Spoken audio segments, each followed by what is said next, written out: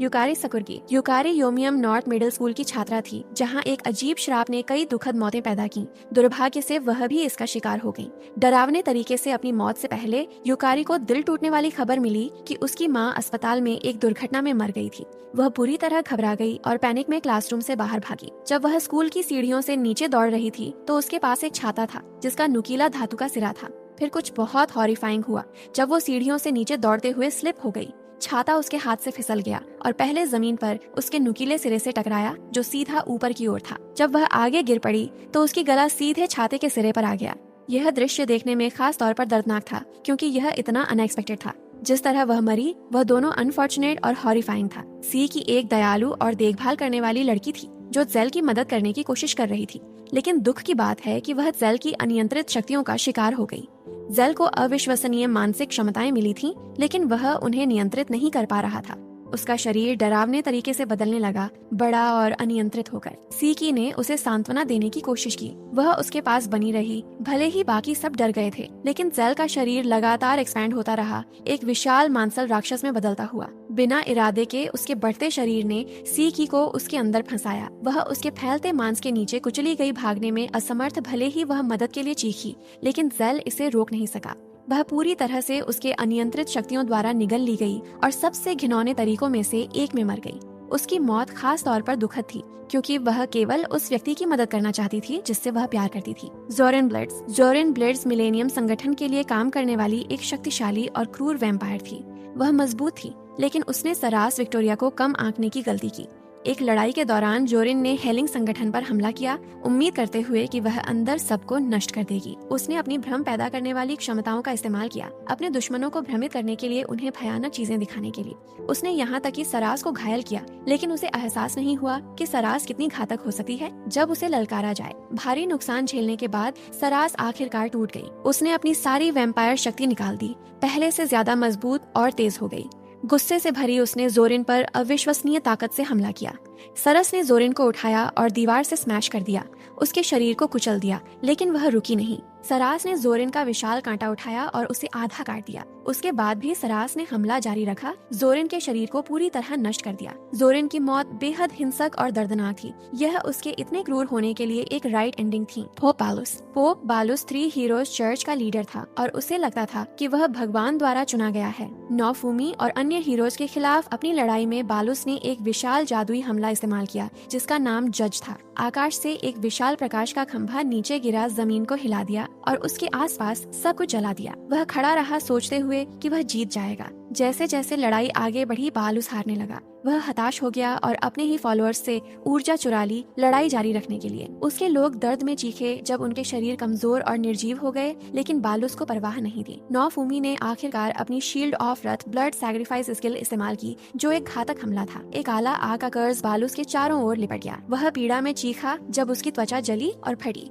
उसकी हड्डियां टूट गईं और उसके मुंह से खून बहने लगा। उसकी जादू की चीज जिस पर वह सबसे ज्यादा भरोसा करता था उसके खिलाफ हो गई। ऐसा लैंगली सोरियो अपनी आखिरी लड़ाई में ऐसा को उसके एवा यूनिट 02 के अंदर रखा गया था उसे सुरक्षित रखने के लिए। पहले तो वह असहाय महसूस करती है, लेकिन फिर उससे कुछ महत्वपूर्ण एहसास होता है कि उसकी माँ की आत्मा एवा के अंदर हमेशा से मौजूद थी, उसे बचाती हुई। यह उसे नई ताकत देता है और वह बहादुरी से शक्तिशाली दुश्मन रोबोट्स की सेना के खिलाफ लड़ती है। वह उन्हें एक एक करके नष्ट करती है, लेकिन जैसे ही उसे लगता है कि वह जीत गई है, सब कुछ भयानक तरीके से गलत हो जाता है।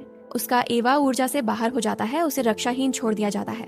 दुश्मन रोबोट्स वापस जीवित हो जाते हैं और क्रूरता से उस पर हमला करते हैं। वे उसके एवा को चीर देते हैं अपने हथियारों से चुभ होकर और कुचलकर। क्योंकि ऐसा एवा से जुड़ी हुई है, वह हर चोट को महसूस करती है जैसे वह उसके अपने शरीर पर हो रही हो। वह दर्द में चीखती है, लेकिन कोई बचाने नहीं आता। अपनी आखिरी पलों में वह बार बार फुसफुसाती है, आई किल यू। राफ्यूडे एक दयालु और खुश मिजाज लड़की है, लेकिन वह एक भयानक चक्र में फंसी हुई है जहाँ वह बार बार मरती रहती है। चाहे वह कुछ भी कर ले, वह अपनी क्रूर किस्मत से भाग नहीं पाती। उसकी सबसे बुरी मौतों में से एक तब होती है जब कोई हमला करता है जिसे वह अपना दोस्त समझती थी। रा को पकड़ लिया जाता है और उसके पेट में बार बार चाकू मार दिया जाता है। दर्द असहनीय है, लेकिन जो इसे और भी बदतर बनाता है वह यह है कि वह जानती है कि यह आखिरी बार नहीं होगा। वह खुद को धीरे धीरे मरते महसूस कर सकती है, लेकिन गहरे अंदर वह समझती है कि वह बस एक और दुनिया में जाग जाएगी, सब कुछ दोबारा जीने के लिए मजबूर कर दी जाएगी। करासू क्रूर था और उससे अपने दुश्मनों को पीड़ा देने में मजा आता था, लेकिन डार्क टूर्नामेंट में उसे अपना मुकाबला मिला कुरामा। उनकी तीव्र लड़ाई के दौरान करासू को पहले ऊपरी हाथ मिला। वह इतनी तेज चला कि कुरामा उसे देख भी नहीं पाया। वह लगातार हमला करता रहा और लग रहा था कि कुरामा को जीतने का कोई चांस नहीं है, लेकिन कुरामा के पास एक गुप्त हथियार था, एक खास पौधा जिसका नाम वैम्पायर ट्री था। यह पेड़ घातक था क्योंकि यह अपने शिकार के चारों ओर लिपट जाता था और उसकी जिंदगी चूस लेता था। जैसे ही लग रहा था कि करासू जीत जाएगा, कुरामा का वैम्पायर ट्री हावी हो गया। पेड़ की लताएं करासू के चारों ओर कस कर लिपट गईं। चाहे वह कितना भी संघर्ष करे, पौधा उसे जाने नहीं देता। धीरे धीरे यह उसकी जिंदगी चूसने में और उसकी ऊर्जा पर खाना खाने में हावी हो गया, जब तक कुछ बाकी न रह जाए। करासू दर्द में चीखा, लेकिन बहुत देर हो चुकी थी। पेड़ ने उसे पूरी तरह चूस लिया, केवल उसके निर्जीव शरीर को पीछे छोड़ दिया। जेसन अपने शिकारों को यातना देने के लिए जाना जाता था। वह सबसे नफरत किए जाने वाले किरदारों में से एक था। उसका सबसे प्रसिद्ध शिकार था केन केकी, मुख्य किरदार। जेसन ने केकी को पकड़ लिया और 10 दिनों तक उसको यातना दी। उसने केकी की उंगलियां और पैर की उंगलियां काट दी, दर्दनाक रसायनों का इंजेक्शन लगाया और यहाँ तक कि उसके कान में एक सेंटीपीड डाल दिया। इन सब के बावजूद केकी ने हारने से इनकार कर दिया, जिसने यामोरी को और भी दृढ़ बना दिया उसे तोड़ने के लिए। आखिर में केकी मजबूत हो गया और वापस लड़ा। एक क्रूर लड़ाई के बाद केकी ने यामोरी को खा लिया और उसे मरने के लिए छोड़ दिया। यामोरी की मौत दोनों दर्दनाक और थी। उसने इतना समय दूसरों को चोट पहुंचाने में बिताया था, लेकिन आखिर में यह उसकी अपनी क्रूरता थी जो उसके पतन का कारण बनी। सेओ एम्पायर सोल्जर्स का सदस्य था और उसे लगता था कि उसे उन लोगों को सजा देनी है जिन्हें वह बुरा समझती थी। वह अक्सर अपने पालतू कुत्ते कोरोरो के साथ देखी जाती थी, जो वास्तव में एक शक्तिशाली जैविक हथियार था। सेओ बेहद मजबूत थी और उसके शरीर में कई छिपे हथियार लगे हुए थे। पूरी सीरीज में सेओ ने कई लोगों को चोट पहुंचाई, जिसमें नाइट रेड के सदस्य शामिल थे, जो एम्पायर के खिलाफ लड़ने वाले विद्रोहियों का समूह था। उसने चिल्ली को मार डाला और दूसरों को चोट पहुंचाई, जिससे माइन और अतुमी उसे रोकना चाहते थे। सू की आखिरी लड़ाई माइन के खिलाफ थी, जो नाइट रेड की सबसे मजबूत फाइटर्स में से एक थी। सेओ और उसका कुत्ता कोरोरो ने सबके साथ लड़ाई जीती, लेकिन माइन मजबूत थी। एक क्रूर लड़ाई के बाद माइन ने अपने हथियार पंपकिन का इस्तेमाल किया, कोरोरो और सेओ को नष्ट करने के लिए। जीतने के हताश प्रयास में सेओ ने खुद को उड़ाने की कोशिश की माइन को मारने के लिए, लेकिन यह नाकाम रहा। तत्सुमी माइन को समय पर बचा पाया और सू के आखिरी पल गुस्से और उदासी से भरे थे। वह विस्फोट में कोरोरो के साथ समा गई। एनवी 7 होमुनकुली में से एक है, शक्तिशाली और खतरनाक प्राणी जो फादर द्वारा बनाए गए थे। एनवी की मुख्य क्षमता शेप शिफ्टिंग है, अर्थात यह किसी भी व्यक्ति या चीज में बदल सकता है, जो एनवी को बहुत विनाश करने में मदद करता है।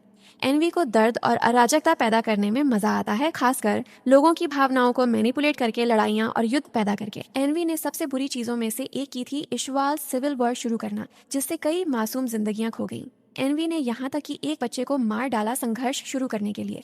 पूरी कहानी में एनवी बुरे काम करता रहता है, कई लोगों को मारता है बिना कोई गिल्ट महसूस किए। हालांकि गहरे अंदर एनवी बहुत अकेला और ईर्ष्यालु है मनुष्यों के लिए। होमुनकुली के विपरीत मनुष्य गहरी दोस्तियां और कनेक्शन बना सकते हैं, कुछ ऐसा जो एनवी कभी समझ या अनुभव नहीं कर सका। आखिर में सारी हानि पहुंचाने के बाद एनवी की भावनाओं के बारे में सच्चाई सामने आती है। एडवर्ड एलरिक मुख्य किरदारों में से एक एनवी को बताता है कि एनवी मनुष्यों की ईर्ष्या करता है क्योंकि उनकी प्यार करने और एक दूसरे का समर्थन करने की क्षमता के कारण।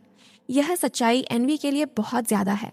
गहरी उदासी और निराशा के पल में एनवी अपनी जिंदगी खत्म करने का फैसला करता है, अपने अंदर फिलोसफर स्टोन को कुचलकर। यह काम एनवी की जिंदगी खत्म कर देता है, लेकिन यह होमुनकुलस की पीड़ा और ईर्ष्या की यात्रा का भी अंत है। नाह टकर और अलेक्जेंडर। नाह एक छोटी लड़की थी जो अपने कुत्ते और अपने पिता से प्यार करती थी। शिया टकर जो एक प्रतिभाशाली अल्केमिस्ट था और नाह का पिता। हालांकि शिया टकर ने अपनी काम में एक भयानक गलती की। उसने नाह और अलेक्जेंडर का इस्तेमाल एक क्रूर और बुरे प्रयोग में किया, एक चिमेरिक प्राणी बनाने के लिए। एक चिमेरा एक प्राणी है जो विभिन्न जानवरों या मनुष्यों को मिलाकर बनाया जाता है। शिया टकर ने नाह और अलेक्जेंडर को एक ही भयानक प्राणी में जोड़ दिया, एक ह्यूमन डॉग चिमेरा जो बोल सकता था। यह एक दुखद और डरावना परिवर्तन था। नाह छोटी लड़की ने अपनी मानवता खो दी और उसका प्रिय कुत्ता अलेक्जेंडर एक राक्षस में बदल गया।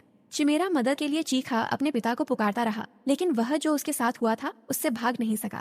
जब एडवर्ड और अल्फोंस एलरिक मुख्य किरदारों ने पता लगाया कि शिया टकर ने क्या किया था, वे डर गए। वे उसे रोकने की कोशिश करते, लेकिन बहुत देर हो चुकी थी। चिमेरा जो कभी नाह और अलेक्जेंडर था, आखिरकार शिया टकर द्वारा मार दिया गया और शिया को इस बात का जरा भी पछतावा नहीं था। यह छोटी लड़की और उसके कुत्ते के लिए एक दुखद और दर्दनाक अंत था जो उसके पिता के कारण हुआ। दोस्तों, वीडियो पसंद आया तो लाइक और सब्सक्राइब करना ना भूले, और एनीमे जगत के फैन हो तो स्टे कनेक्टेड, ऐसे ही वीडियोस आते रहेंगे।